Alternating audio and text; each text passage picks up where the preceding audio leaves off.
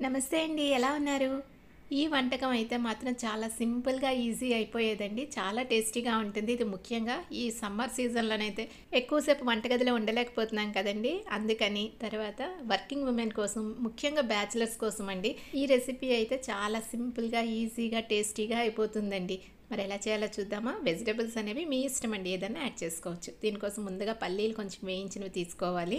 దీనికి తగ్గట్టు నువ్వులు ఒక స్పూను, అదే సెసమీ సీడ్స్ అంటాం కదండీ! తిల్లు అంటాం కదా! అవి. వెల్లుల్లి రెబ్బలు, మిరపకాయలు అనేవి కారం తీసుకుంటేనే మంచిదండి. మిరపకాయలు అయితే అంత తొందరగా మిక్సీ అవ్వవు, అందుకని చెప్పేసి. తర్వాత కొత్తిమీర, ఇందులోకి చిన్న బెల్లం ముక్క కూడా వేసుకుంటే టేస్ట్ బాగుంటుందండి. దీనికి తగ్గట్టు సాల్ట్, కొంచెం ఆమ్చూర్ పౌడర్. ఆమ్చూర్ పౌడర్ లేదనంటే లాస్ట్లో కొంచెం నిమ్మకాయ పిండుకుంటే టేస్టీగా ఉంటుంది వంట. ఇదంతా కూడా మిక్సీలో వేసేసుకోవాలండి. అయితే మనం బెల్లం వేస్తున్నాము, తర్వాత పల్లీలు ఇవన్నీ వేస్తున్నాం కాబట్టి కొంచెం ముద్దలాగా అవుతుందండి. అంటే మరీ పొడి పొడిగా అయితే అయిపోదు.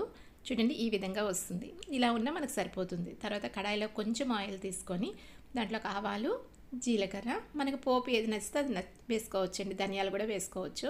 కరివేపాకు, ఉల్లిపాయలు సన్నంగా తరుక్కొని వేసుకుంటే బాగుంటుందండి. లేదంటే ఇలా ముక్కలు కూడా బాగానే ఉంటాయి. ఇది కొంచెం వేగిన తర్వాత మీకు నచ్చిన వెజిటబుల్స్ యాడ్ చేసుకోవచ్చండి. ఇక్కడ నేను వంకాయ అయితే వేస్తున్నాను. బంగాళదుంపలు ఉడికించిన వేసుకోవచ్చు, లేదంటే అరటికాయ వేసుకోవచ్చు.